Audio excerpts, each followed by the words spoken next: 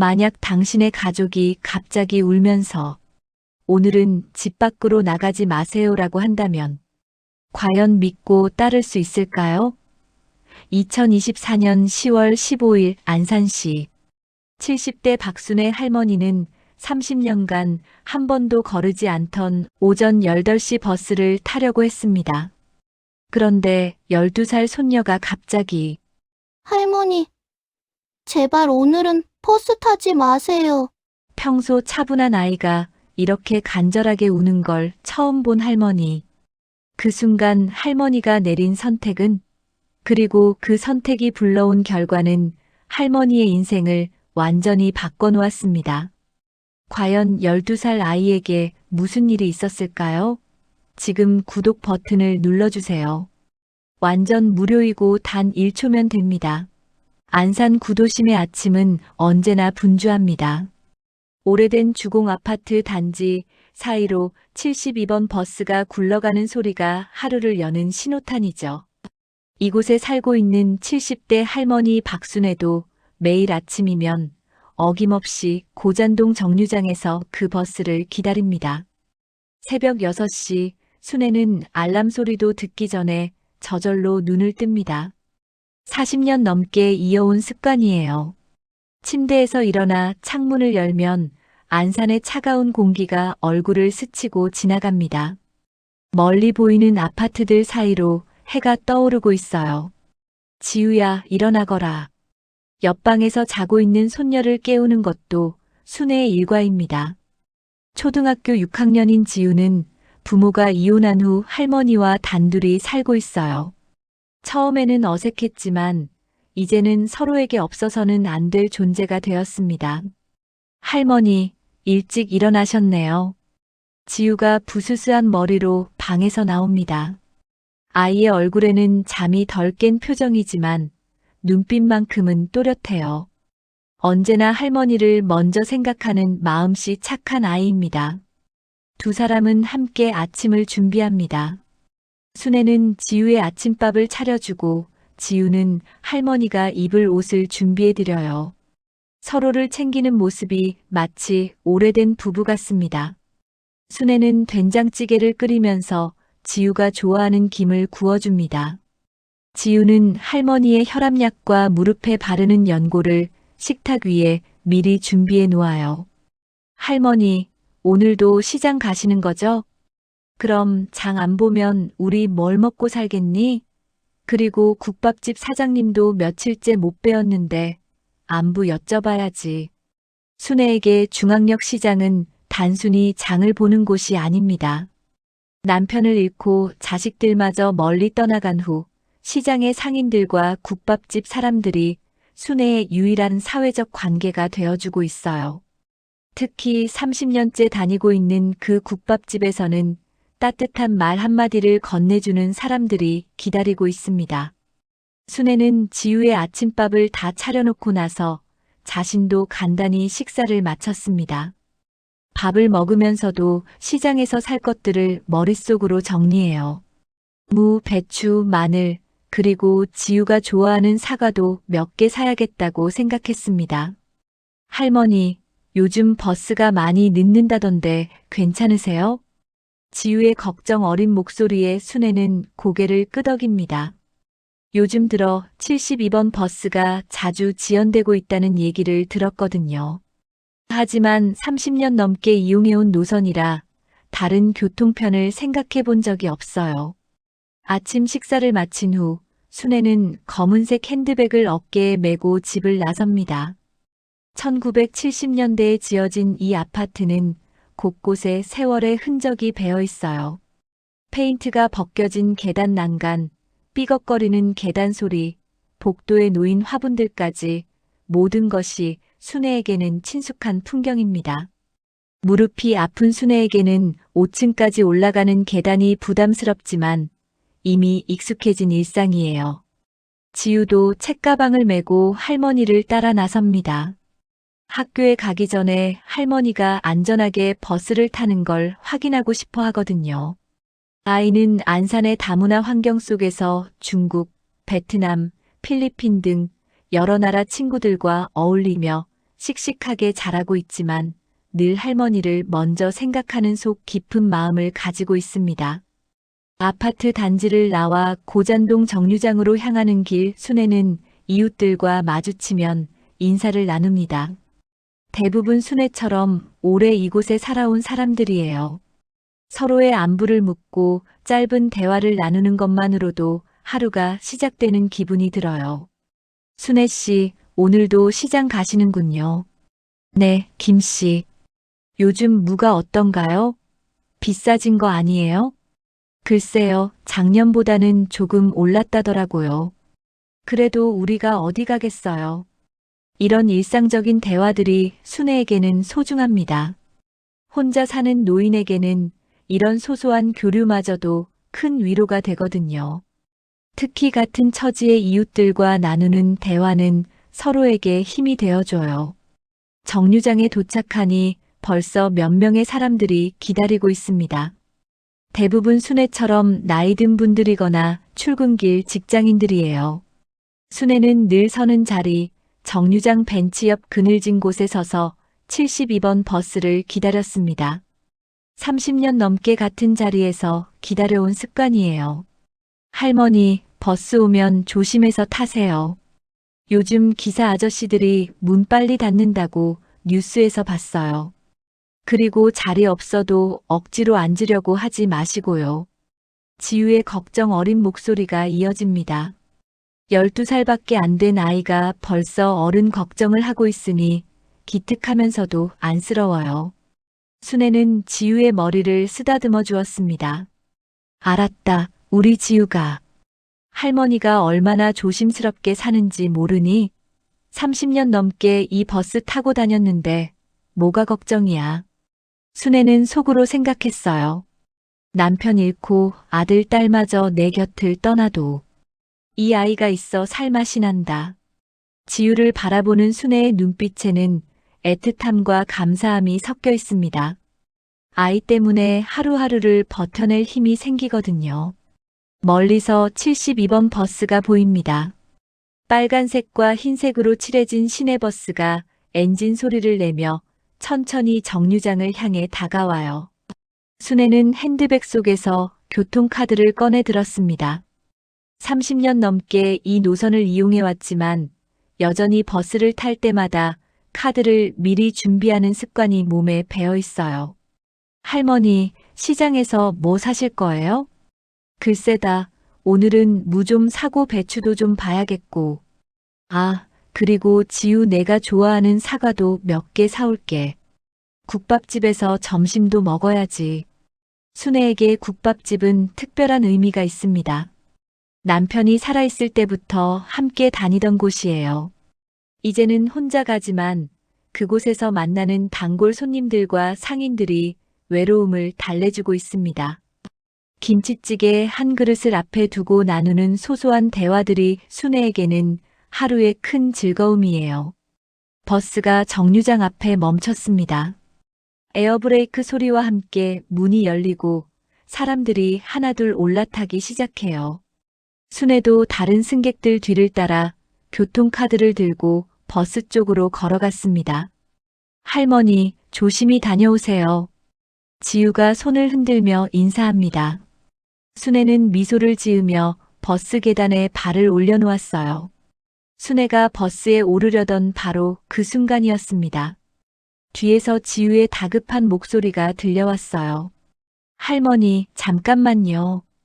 지우가 헐레벌떡 뛰어와서 순애의 손목을 붙잡았습니다. 아이의 얼굴은 평소와 달리 창백했고 눈빛에는 절박함이 어려 있었어요. 순애는 이미 버스 계단에 한 발을 올려놓은 상태였는데 지우의 강한 힘에 이끌려 다시 뒤로 물러났습니다. 왜 그러니, 지우야? 학교 늦는다. 순애는 당황했습니다. 평소 차분하고 어른스러운 지우가 이렇게 다급하게 구는 건 처음 봤거든요. 버스 기사도 짜증스러운 표정으로 뒤를 돌아보며 빨리 타라고 재촉했어요. 아줌마, 빨리 타세요. 시간표 맞춰야 한다고요. 할머니, 오늘은 버스 타면 안 돼요. 제발요. 지우의 목소리에는 간절함이 묻어났습니다. 아이의 작은 손이 할머니의 손목을 꽉 잡고 있었어요. 그 힘이 생각보다 강해서 순애는 깜짝 놀랐습니다. 지우의 손바닥은 축축하게 젖어 있었고 온몸이 미세하게 떨리고 있었어요. 지우야, 무슨 일이니? 왜 이러는 거야? 순애는 지우의 얼굴을 자세히 들여다봤습니다. 아이의 눈가에 눈물이 맺혀 있는 걸 발견했어요. 지우는 평소에 울음을 잘 보이지 않는 아이였는데 지금은 금세라도 울음을 터뜨릴 것 같은 표정이었습니다. 그냥 오늘은 안 될 것 같아요. 할머니, 제발 타지 마세요. 지우의 말에는 설명할 수 없는 확신이 있었습니다. 아이 스스로도 왜 그런지 모르겠다는 표정이었지만 할머니가 그 버스를 타면 안 된다는 생각이 머릿속을 가득 채우고 있었어요. 아저씨, 죄송합니다. 다음 버스 타겠습니다. 순애는 버스 기사에게 미안하다는 인사를 하고 버스에서 완전히 내려왔습니다. 버스 기사는 혀를 차며 문을 닫았고 72번 버스는 굉음을 내며 정류장을 떠났어요. 다른 승객들도 의아한 표정으로 할머니와 손녀를 바라봤습니다. 정류장에서 기다리던 다른 사람들도 수군거렸어요. 저 할머니 왜 저러지? 아이가 무슨 일이 있나 보네. 순애는 주변 사람들의 시선이 부담스러웠지만 지금은 지우의 상태가 더 걱정되었습니다. 지우야, 도대체 왜 그러는 거니? 할머니가 장 안 보면 오늘 저녁에 뭘 해 먹겠니? 순애는 지우의 어깨를 잡고 물었습니다. 아이는 여전히 떨고 있었어요. 지우의 이마에는 식은땀이 맺혀 있었고 호흡도 거칠어 보였습니다. 할머니, 저도 정확히는 모르겠어요. 그런데 어젯밤부터 계속 불안했어요. 할머니가 버스 타시는 꿈을 꿨는데 너무 무서웠어요. 지우가 작은 목소리로 털어놓기 시작했습니다. 아이는 어젯밤 내내 뒤척이며 잠을 제대로 못 잤다고 했어요. 꿈속에서 할머니가 버스를 타고 가는데 그 버스가 어디론가 사라져버리는 꿈을 계속 꿨다는 거예요. 그래서 오늘 아침부터 마음이 너무 불안했어요. 할머니가 버스 타러 나가시는 걸 보니까 가슴이 두근두근하고 지우의 목소리는 점점 작아졌습니다. 순애는 아이의 얘기를 들으며 마음이 짠해졌어요. 부모의 이혼으로 상처받은 아이가 할머니마저 잃을까봐 불안해하는 것 같았거든요. 그래, 알았다. 오늘은 안 가면 되지 뭐. 대신 우리 동네 마트에서 간단히 사면 되잖아. 순애의 말에 지우는 안도의 한숨을 내쉬었습니다. 아이는 할머니의 품에 안겨서 한참을 떨었어요. 순애는 지우의 등을 토닥이며 달래주었습니다. 우리 지우가 할머니 걱정해서 그런 거구나. 고마워, 얘야. 순애는 지우의 머리를 쓰다듬어 주었습니다. 30년 넘게 아이들을 키워온 경험으로 볼 때 지우 같은 아이가 이렇게 간절하게 말할 때는 분명 이유가 있다는 걸 알고 있었어요. 정류장 벤치에 앉아있던 할머니와 손녀. 지우는 점차 안정을 되찾는 것 같았지만 여전히 불안한 표정이었어요. 아이는 자꾸만 버스가 떠나간 방향을 바라보며 무언가를 걱정하는 듯 했습니다. 할머니, 혹시 제가 이상한 건 아니죠? 친구들한테 얘기하면 웃을 것 같아요. 무슨 소리야? 가족을 걱정하는 마음이 어디 이상한 거니? 오히려 고마운 일이지. 순애는 지우를 안심시키려고 했습니다. 실제로 마음 한편으로는 이런 지우가 기특하기도 했어요. 12살밖에 안 된 아이가 할머니를 이렇게 걱정해 주다니요. 지우야, 혹시 학교에서 무슨 일 있었니? 친구들과 싸웠다거나. 아니에요, 할머니. 학교는 괜찮아요. 그냥 요즘 들어 할머니가 멀리 가시면 불안해져요. 지우는 솔직하게 말했습니다. 부모가 이혼한 후 할머니가 자신의 유일한 가족이 되었는데 그 할머니마저 잃을까봐 두려운 거라고 했어요. 그럼 우리 집에 가서 조금 쉬다가 나중에 같이 나가자. 어째? 순애는 지우의 손을 잡고 아파트 쪽으로 걸었습니다. 지우는 할머니의 손을 꽉 잡고 따라왔어요. 아이의 손은 이제 조금 따뜻해졌지만 여전히 미세하게 떨리고 있었습니다. 집으로 돌아가는 길, 지우는 계속 뒤를 돌아보며 정류장 방향을 확인했어요. 마치 무언가를 확인하려는 듯한 행동이었습니다. 순애는 이런 지우의 모습이 신경 쓰였지만 아이를 다그치지 않았어요. 할머니, 정말 괜찮을까요? 뭐가? 모든 게요. 우리 가족도, 앞으로 일어날 일들도. 지우의 말은 애매했지만 순애는 아이가 단순히 버스 걱정을 하는 게 아니라는 걸 알 수 있었어요. 세상에 대한 막연한 불안감을 느끼고 있는 것 같았습니다. 집에 도착한 후 순애는 지우에게 따뜻한 꿀차를 끓여주었습니다. 지우는 차를 마시며 점차 안정을 되찾는 것 같았어요. 하지만 여전히 창밖을 자주 들여다보며 불안해하는 모습을 보였습니다. 할머니, 저 때문에 장 못 보시게 돼서 정말 죄송해요. 무슨 소리야? 하루 안 가면 어때? 우리 냉장고에 있는 것들로도 충분히 해먹을 수 있어. 순애는 지우를 안심시키려고 했습니다. 실제로 집에는 며칠 정도 버틸 수 있을 만큼의 식료품이 있었어요. 라면도 있고, 김치도 있고, 계란도 몇 개 남아 있었거든요. 오전 8시가 되자 지우는 학교에 가야 한다며 책가방을 메었습니다. 하지만 여전히 불안한 표정이었어요. 할머니, 저 학교 다녀올 때까지 집에 계실 거죠? 어디 가시면 안 돼요. 그럼 어디 가겠니? 너 걱정하지 말고 학교 가서 공부 열심히 해. 지우는 할머니에게 인사를 하고 집을 나갔습니다. 하지만 몇 번이나 뒤돌아보며 할머니를 확인했어요. 계단을 내려가면서도 창문으로 할머니 얼굴을 확인하고 또 확인했습니다. 지우가 학교로 간 후 순애는 혼자 집에 앉아 생각에 잠겼습니다. 30년 넘게 매일 타던 버스를 오늘따라 타지 못한 것이 신기하기도 하고 찜찜하기도 했어요. 오전 8시 30분경 멀리서 요란한 사이렌 소리가 들려왔습니다. 오전 8시 30분경 멀리서 요란한 사이렌 소리가 들려왔습니다. 구급차와 소방차 소리가 연달아 울려 퍼졌어요. 순애는 창문을 열고 밖을 내다봤습니다. 평소에도 가끔 들리는 소리였지만 오늘은 왠지 더 요란하고 오래 지속되는 것 같았어요. 무슨 일이지? 순애는 중얼거리며 라디오를 켰습니다. 하지만 음악만 나올 뿐 별다른 소식은 없었어요. 사이렌 소리는 점점 더 가까워지는 것 같았습니다. 오후 9시가 조금 넘었을 때 이웃집 김 씨가 급하게 뛰어와서 문을 두드렸어요. 순애 씨, 순애 씨, 큰일 났어요. 김 씨의 목소리에는 다급함이 묻어났습니다. 순애는 서둘러 문을 열었어요. 왜 그러세요, 김 씨? 72번 버스가 반월고가에서 뒤집혔어요. 방금 뉴스에 나왔다고요. 김 씨의 말을 듣는 순간 순애의 얼굴이 하얗게 질렸습니다. 온몸에 소름이 돋았어요.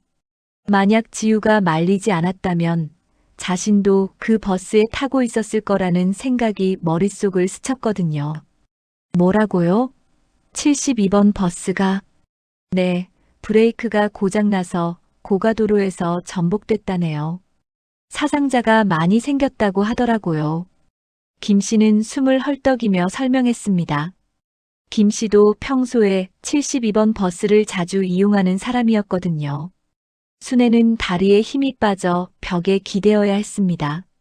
지우의 간절한 모습이 머릿속에 선명하게 떠올랐어요. 아이가 왜 그렇게 필사적으로 말렸는지 이제야 이해가 되었습니다. 김 씨, 정말 그 버스가 사고가 났다고요? 네, 확실해요. 우리 며느리가 방금 전화로 알려줬거든요. 뉴스에서 계속 나오고 있다고 하더라고요. 순애는 떨리는 손으로 텔레비전을 켰습니다. 채널을 돌리자 곧바로 뉴스 속보가 나왔어요. 화면에는 뒤집힌 버스의 참혹한 모습이 나타났습니다. 오늘 오전 8시 20분경 안산시 반월고가도로에서 72번 시내버스가 전복되는 사고가 발생했습니다. 이 사고로 현재까지 사망자 3명, 중상자 12명, 경상자 20여 명의 인명피해가 발생한 것으로 확인됐습니다. 아나운서의 차분한 목소리가 귓가에 맴돌았습니다. 순애는 가슴이 두근거려서 숨을 제대로 쉴 수 없었어요. 화면 속 버스는 완전히 뒤집혀서 형체를 알아볼 수 없을 정도로 파손되어 있었습니다. 버스는 브레이크 개통 고장으로 인해 속도를 줄이지 못한 채 고가도로 커브 구간에서 중심을 잃고 전복된 것으로 추정됩니다. 뉴스는 계속 이어졌어요. 사고 현장의 모습, 구조 작업 상황, 병원으로 이송되는 부상자들의 모습이 연달아 나왔습니다. 저런, 이럴 수가. 순애는 소파에 주저앉았습니다. 만약 지우가 말리지 않았다면 지금 자신도 그 버스 안에서 고통받고 있거나 아니면 더 심한 상황에 처해 있을지도 모른다는 생각이 들었어요. 김 씨도 충격을 받은 듯 말을 잇지 못했습니다. 순애 씨, 그런데 오늘 아침에 72번 버스 안 타셨다면서요? 다행이네요, 정말. 네. 지우가 말려서. 순애는 아직도 믿기지 않는다는 표정으로 대답했어요.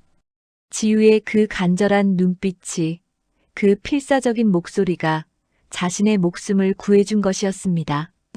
뉴스에서는 사고 원인에 대한 분석이 이어졌어요. 경찰과 국토교통부는 해당 버스의 정비 기록을 전면 조사할 예정이라고 밝혔습니다. 특히 브레이크 계통의 정비 상태에 대해 중점적으로 살펴볼 방침입니다. 화면에는 사고 버스와 같은 노선을 운행하는 다른 72번 버스들의 모습이 나왔어요. 순애가 30년 넘게 타고 다닌 그 친숙한 빨간색과 흰색의 버스들이었습니다. 현재 72번 버스 노선은 전면 운행이 중단된 상태입니다. 시민들께서는 대체 교통수단을 이용해 주시기 바랍니다. 순애는 뉴스를 보면서 온몸이 떨렸어요. 사고가 난 시간은 오전 11시 20분. 평소 같으면 자신이 타는 버스 시간과 정확히 일치했습니다. 김 씨, 저는 평소에 11시 버스를 타거든요. 어머, 그럼 정말 아슬아슬했네요. 지우 양이 천사 같은 아이네요. 김 씨의 말에 순애는 눈물이 났어요. 지우가 없었다면 정말 큰일 날 뻔했다는 생각이 들었거든요. 뉴스에서는 사고 현장의 상세한 모습이 계속 나왔습니다. 구조대원들이 버스 잔해 사이에서 승객들을 구조하는 모습, 병원으로 실려가는 부상자들, 사고 현장을 통제하는 경찰들의 모습까지 생생하게 전해졌어요. 사고 버스에는 총 42명의 승객이 탑승하고 있었던 것으로 확인됐습니다. 이 중 대부분은 인근 지역 주민들로 평소 이 노선을 자주 이용하는 분들인 것으로 알려졌습니다. 순애는 그 42명 중에 자신이 포함될 뻔했다는 사실에 또다시 몸서리쳤어요. 평소에 자주 마주치던 이웃들이 그 버스에 타고 있었을지도 모른다는 생각이 들었거든요. 혹시 우리 동네 분들도 타고 계셨을까요? 김 씨가 걱정스러운 목소리로 물었습니다. 글쎄요. 박 씨나 최 씨도 가끔 그 시간 버스 타시던데. 순애는 불안한 마음으로 대답했어요. 평소에 시장에서 자주 만나던 이웃들의 얼굴이 하나씩 떠올랐습니다. 오후 1시가 되자 지우가 학교에서 돌아왔습니다. 아이는 평소보다 빠른 걸음으로 집에 들어왔어요. 할머니, 괜찮으세요? 지우가 숨을 헐떡이며 물었습니다. 학교에서도 72번 버스 사고 소식을 들었나 봐요. 지우야. 순애는 지우를 꽉 안아주었습니다. 아이의 작은 몸이 할머니의 품에서 떨리고 있었어요. 할머니, 정말 다행이에요. 정말 다행이에요. 지우의 목소리에는 안도감과 함께 두려움이 섞여 있었습니다. 만약 할머니가 그 버스를 탔다면 어떻게 됐을지 상상하기조차 무서웠거든요. 지우야, 내가 말려줘서 할머니가 살았어. 정말 고마워. 순애는 지우의 머리를 쓰다듬으며 말했어요. 아이의 직감이, 아이의 간절함이 자신의 생명을 구해준 것이었습니다. 김 씨도 지우를 보며 감탄했어요. 지우 양, 정말 대단하네요. 어떻게 알았어요? 저도 모르겠어요.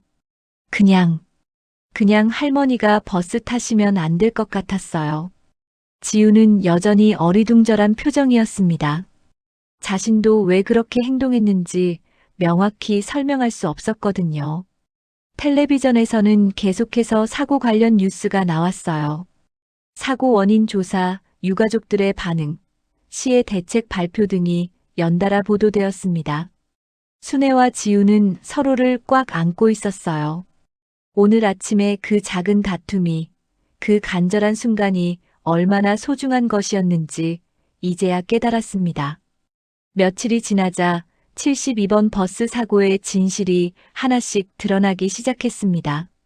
처음에는 단순한 기계 고장으로 여겨졌던 사고였지만 경찰 수사가 진행되면서 충격적인 사실들이 밝혀졌어요. 순애는 매일 뉴스를 챙겨보며 사고 관련 소식을 따라갔습니다. 자신이 탈 뻔했던 그 버스에서 일어난 일이라 남의 일 같지 않았거든요. 할머니, 또 뉴스 보세요? 지우가 학교에서 돌아와 순애 옆에 앉았습니다. 요즘 들어 지우는 할머니 곁을 떠나려 하지 않았어요. 혹시라도 할머니에게 무슨 일이 생길까봐 걱정이 되었거든요. 버스 사고 원인이 밝혀졌다는데. 텔레비전 화면에는 경찰서에서 열린 브리핑 모습이 나오고 있었어요. 경찰관이 심각한 표정으로 발표하고 있었습니다. 72번 버스 사고 원인을 조사한 결과 고의적인 정비 기록 조작과 부품 교체 누락이 확인되었습니다. 버스 정비를 담당한 한성 운수정비에서 비용 절감을 위해 브레이크 패드 교체를 하지 않은 채 정비 완료로 허위 기록한 것으로 밝혀졌습니다. 순애의 얼굴이 굳어졌어요. 단순한 사고가 아니라 누군가의 욕심 때문에 일어난 인재였다는 것이었습니다. 한성 운수정비는 지난 6개월간 총 15대의 버스에 대해 동일한 방식으로 정비를 허위 기록한 것으로 조사됐습니다. 이로 인해 얻은 부당이익은 약 2억 원에 달하는 것으로 추정됩니다. 지우도 뉴스 내용을 이해했는지 화가 난 표정을 지었어요. 할머니, 그럼 그 사람들이 거짓말해서 사고가 난 거예요? 그런 것 같구나. 돈을 아끼려고 제대로 고치지 않았나 보다. 순애는 분노가 치밀어 올랐습니다. 사람들의 생명을 담보로 돈벌이를 했다는 사실이 믿기지 않았어요. 뉴스는 계속 이어졌습니다. 한성 운수정비의 실소유주는 이모 씨로 확인됐으며 현재 경찰이 수배를 내려 추적 중입니다. 그런데 그 순간 순애의 얼굴이 하얗게 변했어요. 화면에 나온 이름이 너무나 익숙했거든요. 설마. 순애는 혼잣말을 중얼거렸습니다. 한성 운수정비의 실소유주 이모 씨. 그 이름은 바로 순애의 사돈이었어요. 딸의 시아버지였던 사람 말입니다. 할머니, 왜 그러세요? 얼굴이 안 좋아 보여요. 지우가 걱정스러운 목소리로 물었지만 순애는 대답할 수 없었어요. 설마 그 사람이 이런 일에 연루되어 있을 줄은 꿈에도 생각하지 못했거든요. 그날 저녁 순애는 딸에게 전화를 걸었습니다. 영미야, 너 시아버지 말인데. 엄마, 무슨 일이세요? 혹시 무슨 일 없었니? 뉴스에서. 순애가 말을 마치기도 전에 딸의 한숨 소리가 들렸어요. 엄마 알고 계신 거예요? 저희도 몇 날 며칠째 난리예요. 시아버지가 갑자기 연락이 안 된다고 하더라고요. 순애의 추측이 맞았습니다. 72번 버스 사고의 원인을 제공한 그 업체의 실소유주가 바로 자신의 사돈이었던 것이에요. 영미야, 이거 큰일 난 거 아니니? 엄마, 저희도 어떻게 해야 할지 모르겠어요. 남편은 아버지가 이런 일 하는 줄 몰랐다고 하는데 딸의 목소리에는 절망이 묻어 있었어요. 하루아침에 가족이 사회적 지탄을 받게 된 상황이었거든요. 전화를 끊은 후 순애는 깊은 생각에 잠겼습니다. 자신이 탈 뻔했던 그 버스의 사고가 바로 사돈의 잘못 때문이었다는 사실이 믿기지 않았어요. 이튿날 아침 순애가 지우와 함께 아파트 계단을 내려가고 있을 때였습니다. 갑자기 뒤에서 누군가 부르는 소리가 들렸어요. 순애야. 뒤돌아보니 사돈이 서 있었습니다. 평소보다 초라한 모습이었어요. 며칠 제대로 씻지 못한 듯 얼굴에는 수염이 거칠게 자라 있었고 옷도 구겨져 있었습니다. 이씨, 당신 지금 뭐 하는 거예요? 순애는 놀라면서도 경계심을 드러냈어요. 지우를 자신의 뒤로 숨겼습니다. 순애야, 내 얘기 좀 들어봐. 나는 정말 몰랐어. 직원들이 알아서 한 일이야. 사돈은 다급한 목소리로 변명했습니다. 하지만 순애는 믿을 수 없었어요.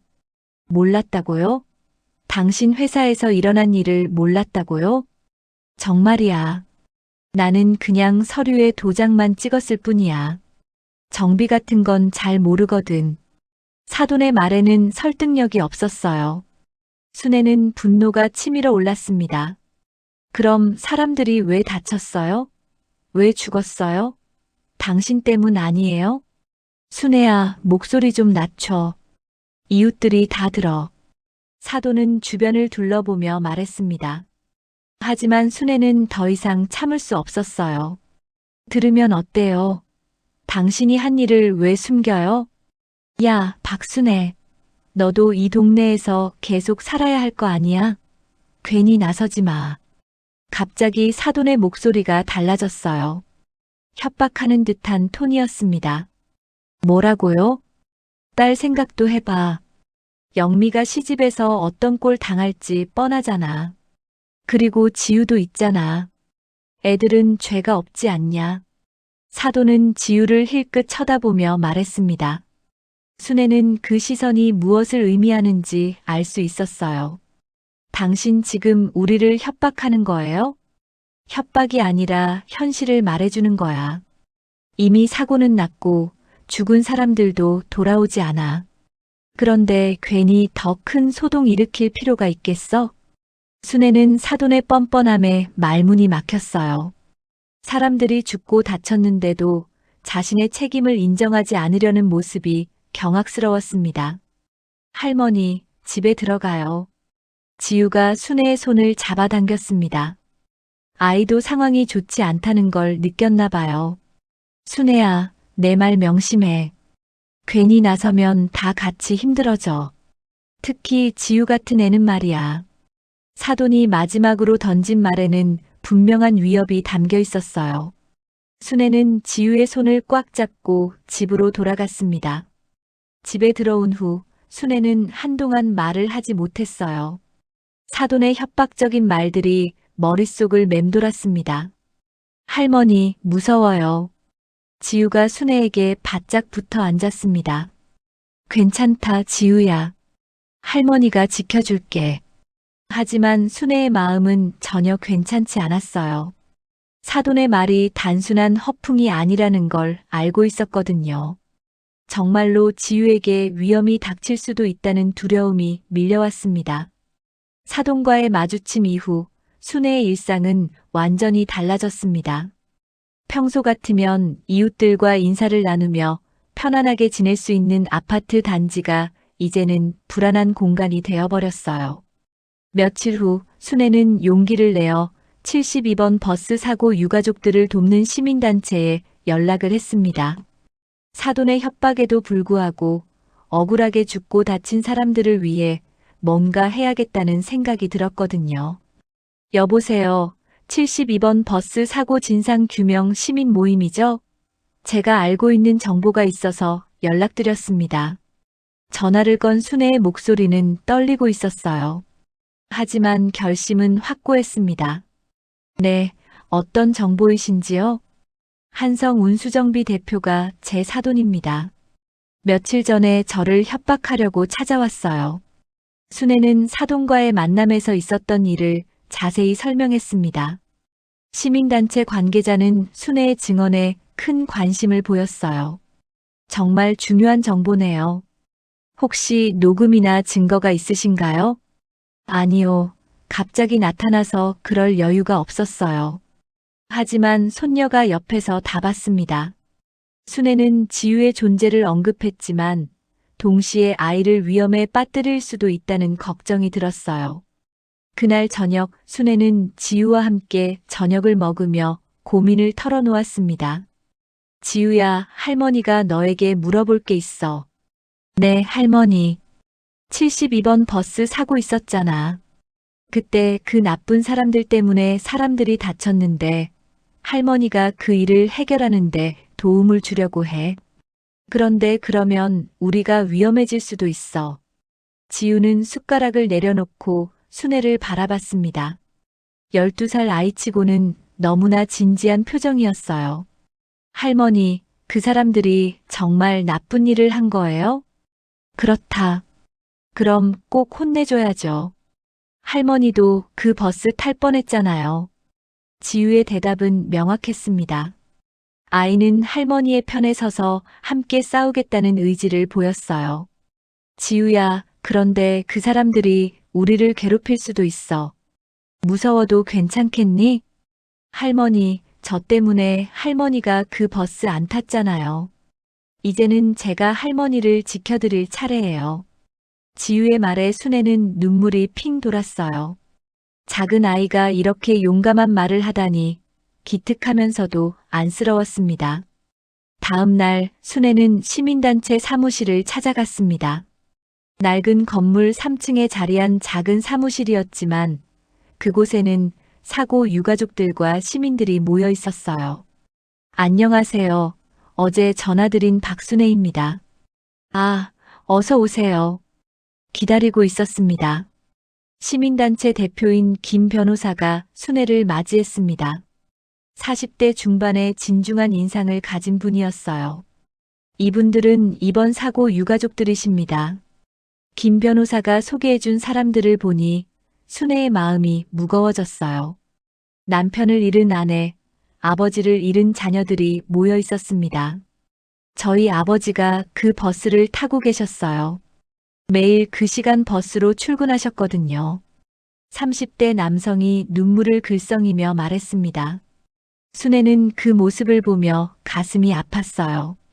만약 지우가 말리지 않았다면 자신도 저 사람들과 같은 처지가 되었을 거라는 생각이 들었거든요. 할머니, 정말 감사합니다. 이렇게 나서주셔서. 사고로 남편을 잃은 50대 여성이 순애의 손을 잡았습니다.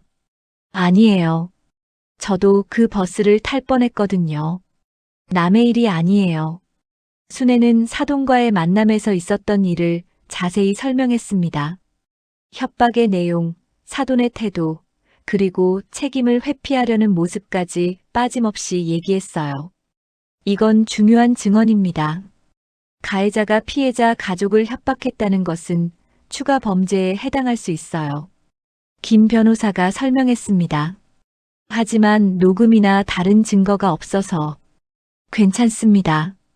할머니의 증언만으로도 충분히 의미가 있어요. 그리고 혹시 또 접촉해 온다면 그때는 녹음을 해주세요.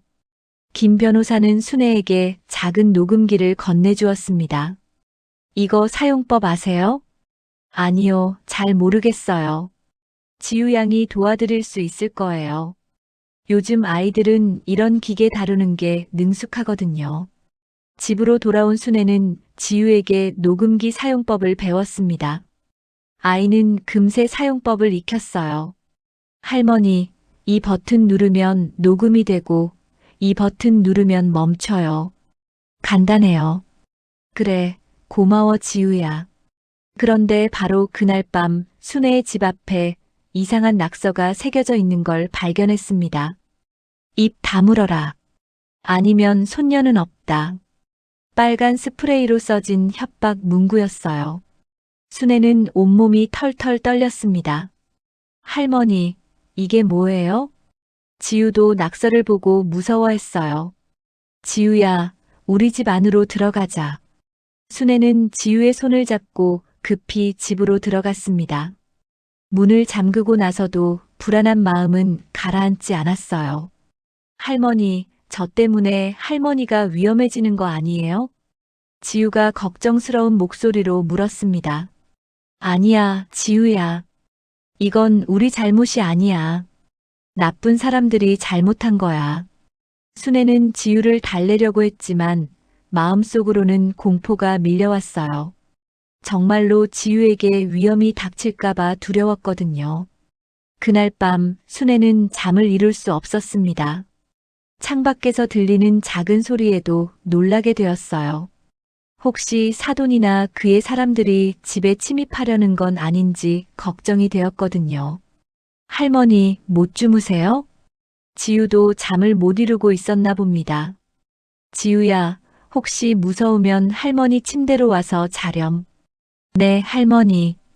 지우는 할머니 침대로 와서 꼭 안겼습니다. 두 사람은 서로를 의지하며 불안한 밤을 보냈어요. 다음 날 아침 순애는 지우를 학교에 보내면서 더욱 조심하라고 당부했습니다. 지우야, 학교 끝나면 바로 집으로 와. 그리고 모르는 사람이 말 걸어도 대답하지 말고. 네, 할머니. 걱정 마세요. 지우는 평상시보다 더 의젓한 모습으로 학교에 갔어요. 지우가 학교에 간 후 순애는 김 변호사에게 전화를 걸어 어젯밤 일을 알렸습니다. 할머니, 정말 심각한 상황이네요. 경찰에 신고하시는 게 좋겠어요. 하지만 증거가 없는데 믿어줄까요? 사진이라도 찍어두세요. 그리고 혹시 또 다른 협박이 있으면 즉시 연락주세요. 순애는 핸드폰으로 집 앞 낙서를 사진으로 찍어두었습니다. 떨리는 손으로 찍은 사진이었지만 협박 문구는 선명하게 찍혔어요. 순애는 속으로 다짐했습니다. 아무리 무서워도 아무리 위험해도 포기할 수 없다고. 억울하게 죽고 다친 사람들을 위해서 그리고 지우를 위해서라도 끝까지 싸워야겠다고 말이에요. 협박 문구가 새겨진 지 사흘째 되는 날 순애의 불안감은 극에 달했습니다. 지우가 학교에서 돌아오는 시간이 조금만 늦어져도 가슴이 두근거렸고 밤에는 작은 소리에도 잠에서 깨곤 했어요. 그날 오후 지우가 평소보다 30분 늦게 집에 돌아왔습니다. 지우야, 왜 이렇게 늦었어? 할머니가 얼마나 걱정했는지 몰라. 순애는 지우를 꽉 안아주었어요. 하지만 아이의 표정이 평소와 달리 어두웠습니다. 할머니, 오늘 이상한 일이 있었어요. 지우의 목소리에는 두려움이 묻어 있었어요. 무슨 일이니? 학교 끝나고 집에 오는데 검은색 차가 계속 따라왔어요. 제가 뛰면 차도 빨라지고 천천히 걸으면 차도 천천히 가고 순애의 얼굴이 하얗게 변했습니다. 협박이 단순한 장난이 아니라는 걸 실감했거든요. 지우야, 혹시 차 번호는 못 봤니? 아니요, 너무 무서워서. 그런데 차에서 누군가 저를 계속 지켜보고 있는 것 같았어요. 지우는 떨리는 목소리로 말했습니다. 순애는 아이를 품에 안고 등을 토닥여 주었어요. 괜찮아, 지우야. 할머니가 지켜줄게. 하지만 순애의 마음은 전혀 괜찮지 않았어요. 이제 협박이 실제 행동으로 옮겨지고 있다는 사실에 공포를 느꼈거든요. 그날 밤 순애는 김 변호사에게 급히 전화를 걸었습니다. 변호사님, 이제 정말 위험한 것 같아요. 오늘 지우를 미행했다고 해요. 정말 심각하네요. 즉시 경찰서에 신고하세요. 그리고 내일 우리 사무실로 오시면 안전 대책을 함께 논의해 봅시다. 전화를 끊은 후 순애는 깊은 고민에 빠졌습니다. 정말로 끝까지 싸울 수 있을지, 지우를 위험에 빠뜨리면서까지 해야 하는 일인지 의문이 들었어요. 할머니, 무서우시죠? 지우가 순애 옆에 앉아 물었습니다. 응, 솔직히 무섭다. 저도 무서워요. 그런데 할머니, 우리가 포기하면 그 나쁜 사람들이 이기는 거 아니에요? 지우의 말에 순애는 놀랐어요. 12살 아이가 이런 깊은 생각을 하고 있다니 믿기지 않았거든요. 지우야, 할머니, 그 버스에서 돌아가신 분들이 얼마나 억울하겠어요. 가족들은 얼마나 슬프고요. 우리가 도와드려야 하는 거 아니에요? 지우의 말에는 성숙함이 묻어 있었어요. 순애는 이런 손녀가 자랑스러우면서도 미안했습니다. 그래, 지우가 맞다. 할머니가 용기를 내야겠구나. 다음 날 오전, 순애는 지우와 함께 경찰서에 갔습니다. 담당 형사는 중년의 남성으로 진지하게 순애의 이야기를 들어주었어요. 할머니, 이건 명백한 협박과 스토킹입니다. 신변 보호 요청을 해드릴게요. 정말 보호해 주실 수 있나요? 네, 며칠간 순찰을 강화하고 비상시 즉시 연락할 수 있는 번호를 드릴게요. 형사는 순애에게 비상 연락처가 적힌 카드를 건네주었습니다. 경찰서를 나온 후 순애와 지우는 시민단체 사무실로 향했습니다. 사무실에는 다른 유가족들도 모여 있었어요. 할머니, 고생 많으셨어요. 저희도 비슷한 협박을 받았어요. 사고로 아버지를 잃은 30대 남성이 말했습니다. 저희 집 앞에도 이상한 낙서가 있었고 아내가 출근할 때 누군가 뒤를 따라온다고 하더라고요. 순애는 자신만 당하는 일이 아니라는 걸 알고 조금 안도했어요. 하지만 동시에 사돈과 그 일당들의 조직적인 협박에 분노가 치밀었습니다. 이제 더 이상 참을 수 없어요. 법정에서 끝까지 싸워야겠어요. 김 변호사가 결연한 목소리로 말했습니다. 하지만 증거가 부족하지 않나요? 아닙니다. 할머니의 증언, 협박 문구 사진, 그리고 다른 피해자들의 증언까지 있으면 충분해요. 게다가 경찰 수사로 정비 기록 조작 증거도 확보됐고요. 김 변호사의 설명을 들으니 순애도 희망이 생겼어요. 그런데 바로 그 순간 사무실 문이 거칠게 열렸습니다. 사돈이 2명의 남자와 함께 들어온 것이었어요. 야, 박순애. 여기서 뭐 하는 거야? 사돈의 목소리에는 분노가 가득했어요. 순애는 놀라서 뒤로 물러섰지만 지우는 할머니 앞으로 나서서 사돈을 노려봤습니다. 여기는 사무실입니다. 어떻게 함부로 들어오세요? 김 변호사가 단호하게 말했습니다. 당신이 김 변호사군. 내가 누군지 알겠지? 한성 운수정비 이모다. 사돈이 자신을 소개했어요. 사무실 안의 분위기가 삽시간에 긴장감으로 가득 찼습니다. 이모 씨, 당신은 지금 수배 중인 몸입니다. 즉시 나가시지 않으면 경찰에 신고하겠어요. 신고? 해봐. 어차피 며칠 안에 다 정리될 일이야. 사돈은 비웃으며 말했습니다. 그리고 순애를 향해 다가왔어요.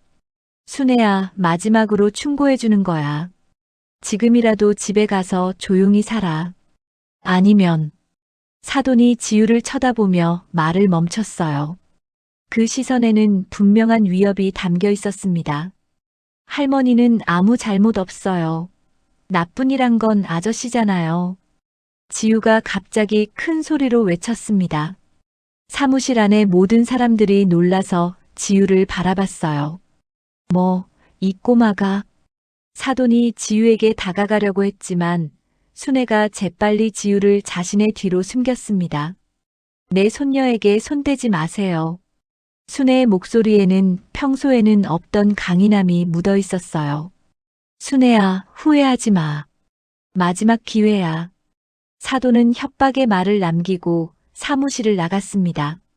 하지만 나가면서 지우를 한 번 더 의미심장하게 쳐다봤어요. 사돈이 나간 후 사무실은 정적에 휩싸였습니다. 순애는 지우를 꽉 안고 떨고 있었어요.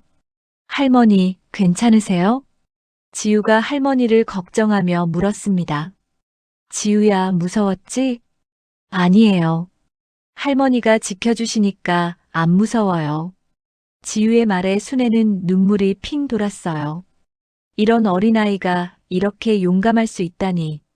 할머니, 이제 정말 위험해졌어요. 경찰 보호를 더 강화해야겠어요. 김 변호사가 걱정스러운 목소리로 말했습니다. 변호사님, 법정 날짜는 언제로 잡혔나요? 다음 주 화요일입니다. 그때까지 안전하게 지내셔야 해요. 순애는 고개를 끄덕였어요. 이제 정말 마지막 고비가 다가오고 있다는 걸 느꼈습니다. 법정에서 진실을 밝혀내든지 아니면 영원히 침묵하며 살든지 둘 중 하나를 선택해야 하는 순간이 왔어요. 지우야, 우리 집에 가자. 이제 정말 조심해야겠다. 순애는 지우의 손을 꽉 잡고 사무실을 나섰습니다. 밖으로 나오니 검은색 승용차 한 대가 멀리서 이들을 지켜보고 있었어요. 7챕터 재판 당일 안산지방법원 앞은 취재진과 시민들로 북적였습니다. 72번 버스 사고는 이미 전국적인 관심사가 되어 있었거든요. 순애는 지우의 손을 꽉 잡고 법원 계단을 올라갔어요. 할머니, 떨리세요? 응, 많이 떨린다. 그런데 지우야, 할머니가 해야 할 일이니까 용기를 내보자. 법정 안으로 들어서니 이미 많은 사람들이 자리를 잡고 있었습니다. 한쪽에는 사고 유가족들이 앉아 있었고 다른 쪽에는 한성 운수정비 측 변호사들이 자리했어요. 사도는 피고석에 앉아 있었는데 순애를 보자마자 차가운 시선을 보냈습니다. 순애 할머니, 여기 앉으세요. 김 변호사가 순애와 지우를 증인석 근처로 안내했어요. 순애는 가슴이 두근거려서 숨쉬기가 힘들었지만 지우가 옆에서 손을 잡아주니 조금 안정이 되었습니다. 지우야, 할머니가 무서워서 말을 못하면 어쩌지? 할머니, 괜찮아요. 진실만 말씀하시면 돼요. 판사가 입정하고 재판이 시작되었습니다. 먼저 검사가 사건의 개요를 설명했어요. 피고 이모는 한성 운수정비의 실소유주로서 비용 절감을 위해 고의로 정비를 소홀히 하고 허위 기록을 작성했습니다. 이로 인해 72번 버스의 브레이크가 고장나 42명의 승객이 사상하는 참극이 벌어졌습니다. 검사의 설명이 이어지는 동안 순애는 사고 당일의 상황을 떠올렸어요. 만약 지우가 말리지 않았다면 자신도 그 버스에 타고 있었을 거라는 생각에 온몸이 떨렸습니다. 다음으로 증인 박순애 씨를 증인석으로 호명합니다. 순애의 이름이 불렸어요. 다리가 후들거렸지만 지우가 힘내라는 눈빛을 보내주어서 용기를 낼 수 있었습니다. 증인은 피고와 어떤 관계입니까? 사돈 관계입니다. 제 딸의 시아버지입니다. 순애의 목소리는 떨리고 있었지만 또렷했어요. 사고 후 피고가 증인에게 어떤 말을 했는지 증언해 주세요. 순애는 깊은 숨을 들이쉬고 사돈과의 만남을 자세히 설명하기 시작했습니다. 사고 며칠 후에 피고가 저희 집 앞에서 기다리고 있었습니다. 그리고 괜히 나서지 말라, 손녀까지 다칠 수 있다고 협박했어요. 사돈의 변호사가 즉시 이의를 제기했습니다. 이에 있습니다. 피고인의 말을 증인이 자의적으로 해석한 것입니다. 하지만 판사는 계속 진술하라고 했어요. 그뿐만 아니라 저희 집 앞에 입 다물어라 아니면 손녀는 없다는 협박 문구가 써져 있었습니다. 그리고 손녀가 학교에서 돌아올 때 검은 차가 따라다녔어요. 순애는 준비해온 사진을 증거로 제출했습니다. 법정 안이 술렁거렸어요. 증인, 정확히 무엇을 협박당했다고 생각하십니까? 사고의 진실을 말하지 말라는 뜻이었습니다. 그리고 만약 계속 나서면 손녀에게 해를 가할 거라는 협박이었어요. 순애의 증언이 끝나자 사돈의 변호사가 반대 신문을 시작했습니다. 증인, 피고가 직접 협박한다고 말했습니까? 직접적으로는 아니지만. 그럼 증인의 추측일 뿐이네요.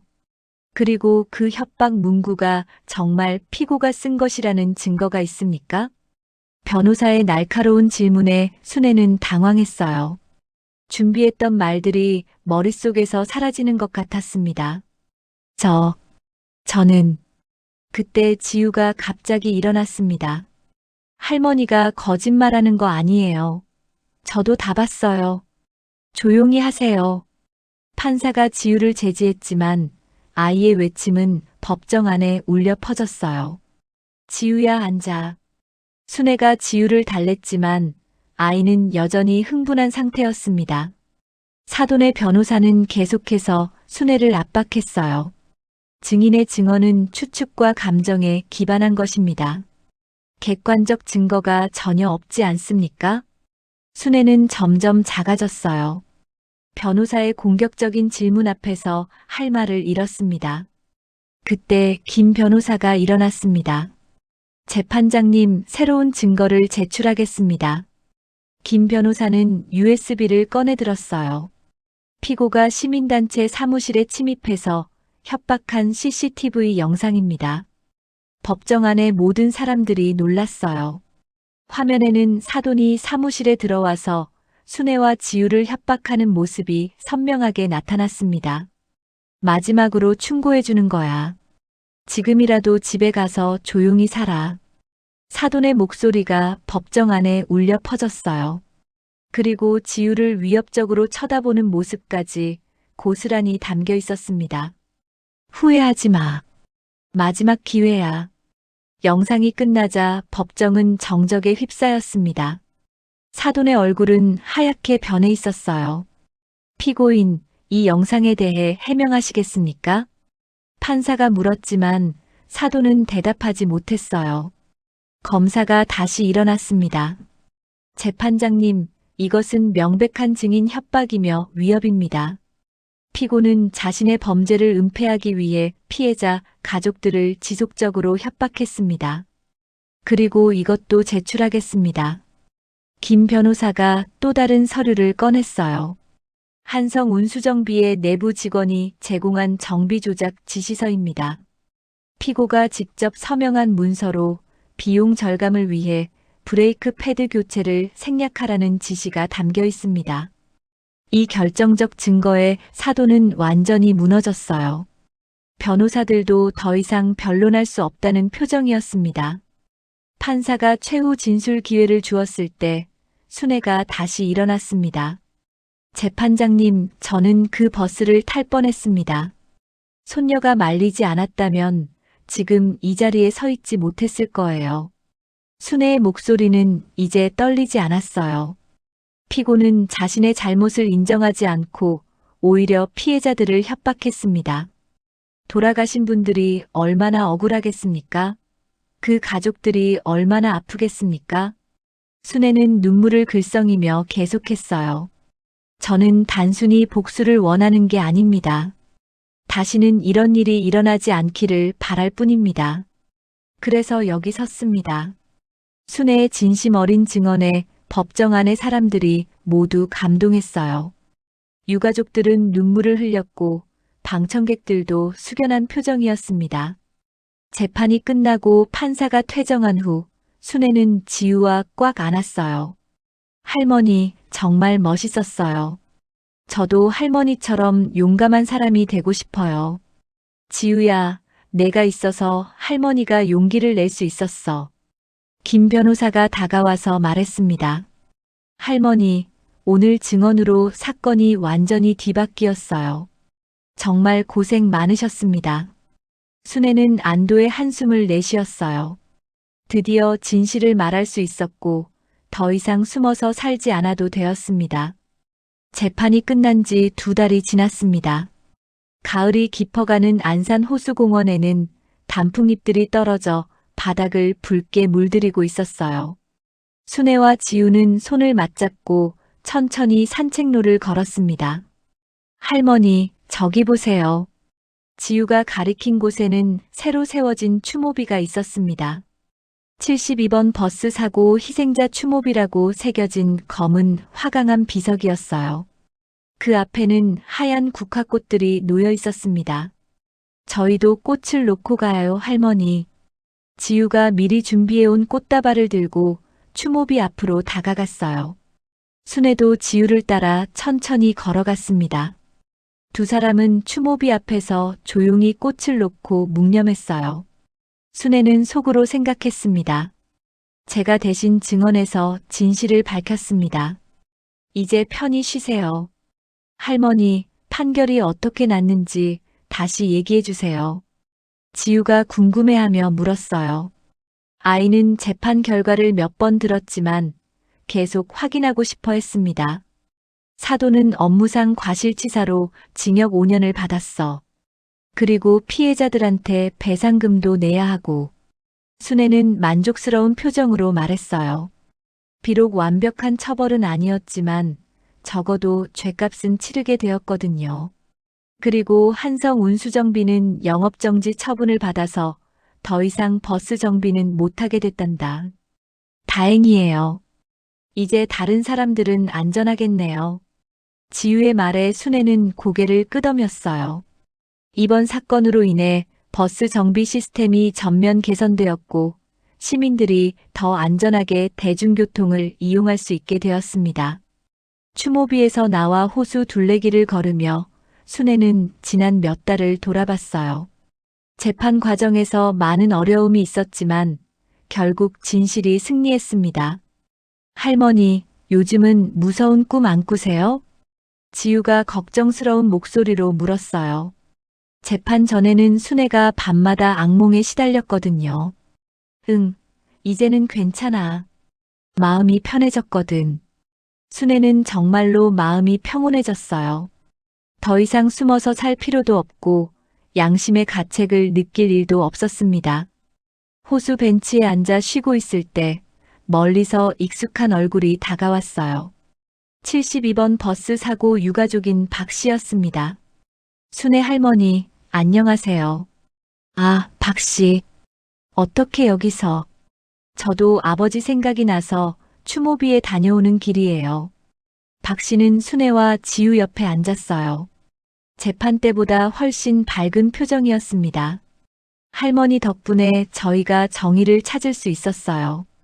정말 감사해요. 무슨 말씀을, 당연한 일을 했을 뿐이에요. 순애는 겸손하게 대답했지만 마음속으로는 뿌듯함을 느꼈어요. 그런데 할머니, 요즘 72번 버스 다시 타세요? 박 씨의 질문에 순애는 잠시 망설였어요. 아직은 좀 무서워서. 사실 순애는 아직도 72번 버스를 타지 못하고 있었어요. 트라우마가 완전히 사라지지 않았거든요. 할머니, 천천히 하세요. 시간이 지나면 괜찮아질 거예요. 지우가 할머니의 손을 잡아주었어요. 박 씨와 헤어진 후 순애와 지우는 집으로 향했습니다. 예전에는 72번 버스를 타고 가던 길이었지만 지금은 걸어서 가거나 다른 버스를 이용했어요. 할머니, 저 내년에 중학생이 돼요. 그러게, 시간 참 빠르다. 지우는 이제 훨씬 어른스러워 보였어요. 이번 사건을 겪으면서 많이 성장한 것 같았습니다. 할머니, 제가 커서 변호사가 되면 할머니처럼 정의로운 일을 할 거예요. 지우의 말에 순애는 미소를 지었어요. 그래, 우리 지우가 훌륭한 변호사가 되겠구나. 집에 도착해서 저녁을 준비하며 순애는 예전과 달라진 일상을 실감했어요. 더 이상 협박에 시달리지 않아도 되고 마음 편히 하루하루를 보낼 수 있게 되었습니다. 할머니, 김 변호사님이 다음 주에 오신다고 하셨죠? 응, 감사 인사차 들르신다고 하시더라. 김 변호사는 재판이 끝난 후에도 순애와 지우를 계속 챙겨주었어요. 때때로 안부 전화를 하기도 하고 법적인 문제가 있으면 조언해주기도 했습니다. 저녁을 먹으며 지우가 말했습니다. 할머니, 저는 할머니가 정말 자랑스러워요. 왜? 처음에는 무서워하셨잖아요. 그런데 끝까지 포기하지 않으셨어요. 저도 할머니처럼 용감해지고 싶어요.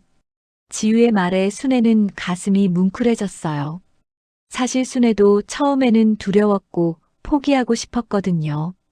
하지만 지우가 있어서, 그리고 억울하게 죽은 사람들 때문에 끝까지 버틸 수 있었습니다.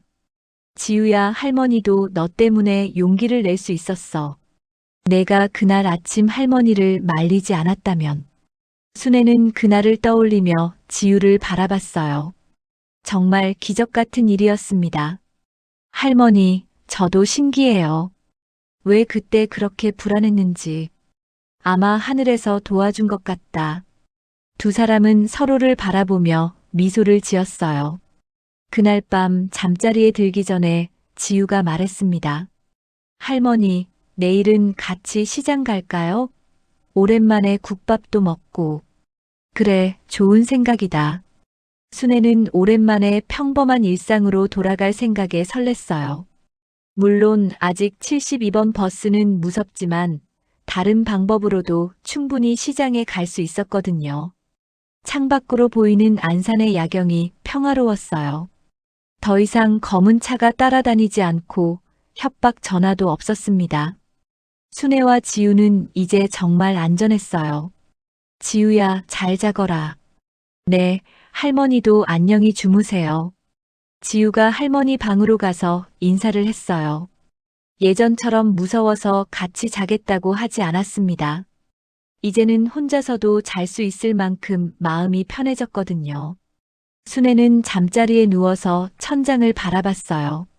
지난 몇 달간 정말 많은 일이 있었습니다. 무서웠고 힘들었지만 결국 이겨냈어요. 이제는 정말 끝이구나. 순애는 마음속으로 중얼거렸어요. 72번 버스 사고로 시작된 모든 일이 정의로운 결말을 맞았습니다. 순애는 더 이상 무기력한 노인이 아니었습니다. 부조리에 맞서 싸울 줄 아는 용감한 할머니가 되었어요.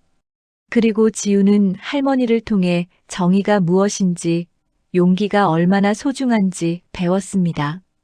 안산 구도심의 밤은 고요했습니다. 할머니와 손녀는 서로를 지켜주며 새로운 내일을 꿈꾸고 있었어요. 평범하지만 소중한 일상이 다시 시작되었습니다. 오늘 이야기 어떠셨나요? 혹시 여러분도 가족의 직감으로 위험을 피한 경험이 있다면 댓글로 들려주세요.